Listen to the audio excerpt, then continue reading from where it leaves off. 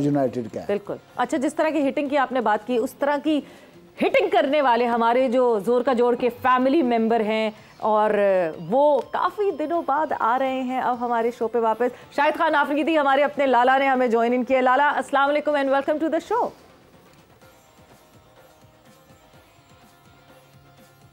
अस्सलाम वालेकुम जी, अस्सलाम वालेकुम सारे मेरे दोस्तों को। उम्मीद है सब खैरियत से होंगे। जुम्मा मुबारक सबको। माशाल्लाह शाहिद, बहुत माशाल्लाह, आज फिर रौनक आ गई हमारे शो में। मैं तो बहुत बड़ा एंजॉय भी कर रहा था, नहीं भी कर रहा था। तो आई थिंक आज ये टोपी भी आपको अच्छी लग रही है, ग्लासेस भी अच्छी लग रही है। तो आई थिंक क्या क्या कम्प्लीमेंट्स दें आपको कि एक शेर सुनाना चाहता हूँ, अगर आप सुन लें तो सुना दूं? नहीं, आप सारे हो कि मुश्किल भाई, आप तो रौनक है ना इस प्रोग्राम की जान है। फिर अता और रहमान साहब भी आए हुए हैं इंग्लैंड से। वेलकम बैक अता। और खास तौर पे भाई कि आज जो रेड सॉक्स है ना वो बहुत ही जबरदस्त लग रही है, अलग ही लग रही है, खतरे की घंटी लग रही है। नहीं, अब वो खतरे की घंटी नहीं बजती ना। तो मुशी भाई एक शेर सुनाना चाह रहे हैं लाला।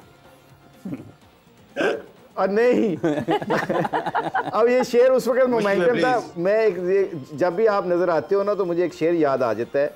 जैसे जोर के जोड़ की ये जो टीम है, ये तो आपका अपना प्रोग्राम है, सबको पता है इस चीज़ का। मगर आपको जब भी देखते ना काफ़ी देर बाद, तो एक शेर याद आता है मुझे, वो मैं आपको सुनाना चाहता हूँ।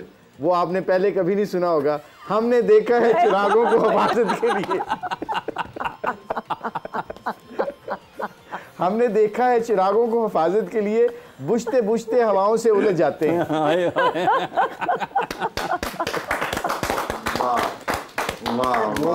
ये कभी नहीं सुना था ना? मुश्किल भाई वो जरा किस्सा तो सुनाए ना सवेरा को। सवेरा को पीछे भाई को किस्सा सुनाया जरा, जो आपसे विकी भाई से लड़ाई हुई थी, किससे हुई थी? एनजी भाई से। आपने कहा था कि कदों से वो नहीं जीती जाती। हाँ नहीं, क्या था वो? वकार से लड़ाई हुई ना, वकार से। मेरी और वकार के रूममेट थे, तो मैंने वकार को धक्का दिया जोर से, वो बैठ के जाके ऊपर गिरा। अब वो आपको पता है मुझसे तगड़ा भी है, कद में लंबा भी है, तो ये अब लड़ाई हुई तो मैंने उसको धक्का दिया। लड़ाई बड़ी सीरियस थी हमारी, तो मैंने लड़ाई दी, वो धक्का दिया ना, तो वो धक्का दे के मैं उसके पास चला गया। तो वो बेड के ऊपर गिरा, वो नहीं एक्सपेक्ट कर रहा था मैं उसको धक्का दूंगा। बेड के ऊपर लेटा, कहता है मैं तुम्हें ऊपर से नीचे फेंक दूंगा फ्लोर से। पता नहीं कोई 27वां 28वां फ्लोर था। तो मैं जब उसने कहा ना, मैं उठते हुए ये बोला कि मैं तुम्हें नीचे फेंक दूँ, तो ऊपर सुटूंगा, तेनू ऊपर से नीचे फेंकूंगा। तो मैंने आगे से शायद कहा, मैंने कहा बात सुन विकी, लड़ाई कद्दा नाल नहीं हौसले नाल हुंदी है, याद रखना। अच्छा, ये बात सुन के ना वो मेरी तरफ देखा है। जब मैंने कहा लड़ाई कद्दों से नहीं हौसलों से होती है, तो मेरी तरफ देख के भाई आपका हौसला बचा गया आपको। शायद हौसले तो बचाना, वो हंस पड़ा, उसको पता लगा कि वो वकार से मेरी सुलह होगी इस बात पे। कह रहे क्या पीती और क्या पीती का शोर।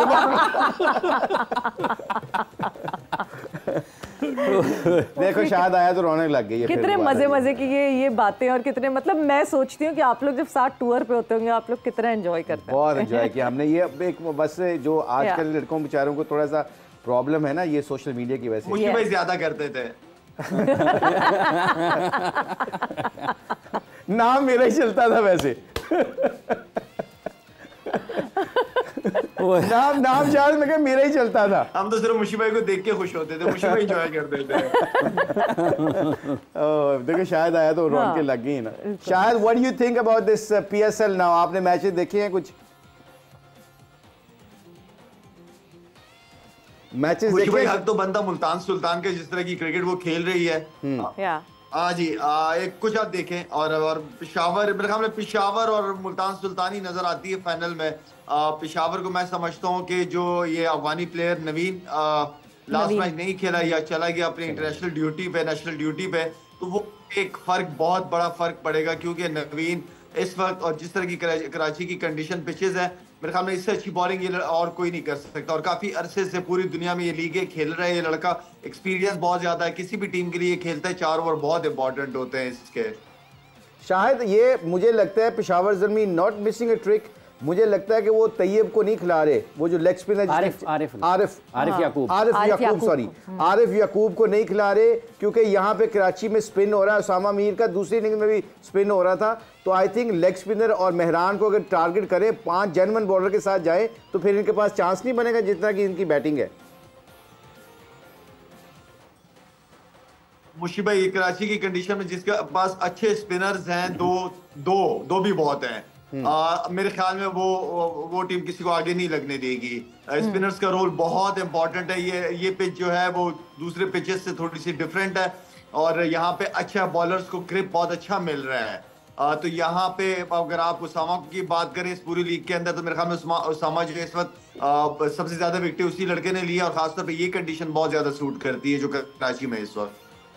बिल्कुल, और वो बहुत प्रॉम्प्टली ही is been performing on and on. Usama जो है वो आपको उस तरह परफॉर्म करते हुए दिख रहे हैं। बट लाला, आज इस्लामाबाद यूनाइटेड और कोयटा ग्लैडिएटर्स आमने सामने होंगी। इन दोनों टीम से क्या एक्सपेक्ट करते हैं आप?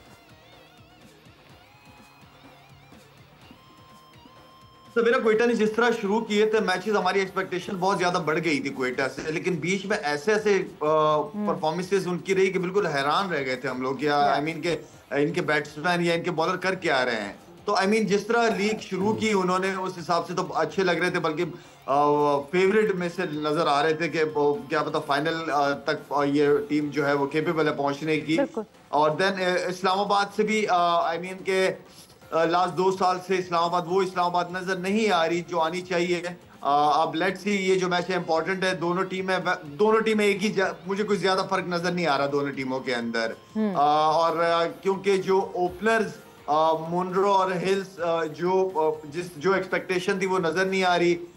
जहां अच्छी बॉलिंग हो, आजम खान थोड़ा सा स्ट्रगल करना शुरू कर देता है। तो आई मीन के दोनों टीम में बैलेंस है। लेट्स सी किसका कौन कम से कम गलतियां करता है आज के मैच में।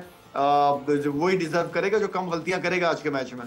लाला, अता साहब ने चलो पूछ ले। जी पूछे। शायद आप, मेरा ख्याल है कोयटा ग्लैडिएटर को एडवांटेज नहीं है कि इनके पास 3 स्पिनर है, और इनके जितने भी बैट्समैन हैं स्वाइस शदाब के, किसको सिंगल नहीं आती, तो उनको कोयटा ग्लैडिएटर के पास ज्यादा चांस है आज 3 स्पिनरों के साथ उन पे टारगेट करने का। मैं मुश्किल भाई आपकी बात को बिल्कुल सेकंड करूंगा। बड़ी जबरदस्त बात की है आपने। आई थिंक ये वो स्पिनर्स का, जिस तरह हम कह रहे हैं कि स्पिनर्स का रोल इंपॉर्टेंट होगा और स्पिनर्स को फायदा उठाना चाहिए, और मेरे ख्याल में कोयटा को ये फायदा उठा लेना चाहिए। लाला, आपके आने से पहले अता साहब कह रहे थे कि अगर तो आजम खान से ओपन करा लिया जाए, पावर हिटिंग की जब हम बात करते हैं, एक पॉइंट पे आपने भी ये रियलाइज़ किया था कि मैं शायद ओपन पे जाऊंगा तो मैं ज़्यादा अच्छा परफॉर्म कर सकूंगा। क्या ये दोनों सिनेरियो सेम है और ऐसा हो सकता है?